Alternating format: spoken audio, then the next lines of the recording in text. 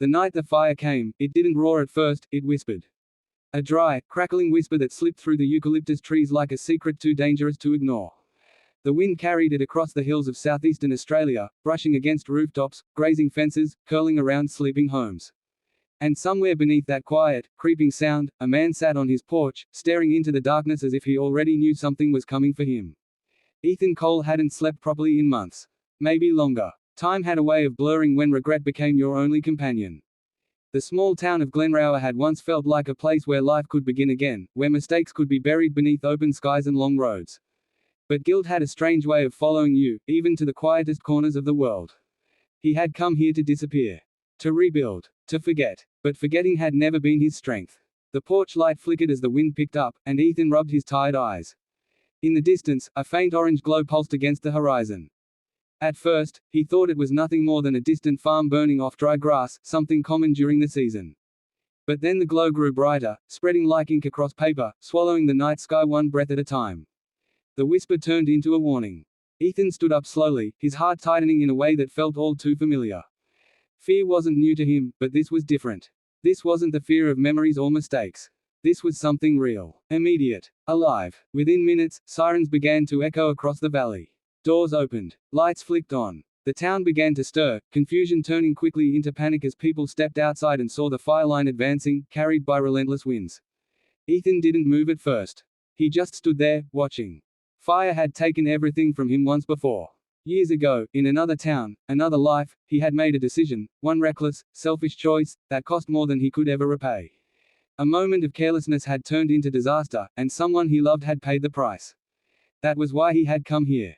Not for peace, but for punishment. The sirens grew louder. A voice over a loudspeaker urged residents to prepare for evacuation. The fire was moving fast. Too fast. And suddenly, the past and the present collided. Ethan clenched his fists, his breath unsteady. He could walk away again. Pack what little he had and leave like everyone else. No one would blame him. No one even really knew him here. But then a different thought crept in. What if this was his chance? Not to escape, but to face it. A scream pierced through the wind, snapping him out of his thoughts. He turned sharply toward the neighboring house, where an elderly woman struggled to pull a heavy suitcase down her front steps. Her hands trembled, her movements slow, fear written across her face. Without thinking, Ethan ran. He grabbed the suitcase, steadying her as she nearly lost her balance. She looked at him with wide, grateful eyes, but there was no time for words. The fire was closer now, its heat already pressing against the air like an invisible wall. More shouts echoed down the street. A child crying. A dog barking wildly. Panic spreading like the flames themselves.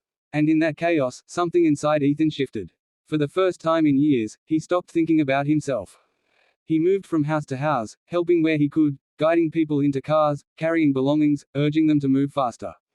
The wind howled louder, feeding the fire as it tore through dry bushland with terrifying speed. The sky turned a violent shade of orange. Ash began to fall like snow. Ethan's lungs burned with every breath, but he didn't stop. He couldn't. Not this time. Not again. A firefighter's truck roared past, and one of the men shouted orders, directing people toward the main road. Ethan followed the flow until he heard something that made him freeze. A voice. Small. Frightened. Calling for help. He turned toward a narrow dirt path leading away from the road, his instincts screaming at him to ignore it, to keep going. But the voice came again, weaker this time. And Ethan knew he wouldn't be able to live with himself if he walked away. He ran toward it. The path led to a small, isolated house surrounded by trees, too close to the bushland, too vulnerable. Flames had already begun to lick at the edges of the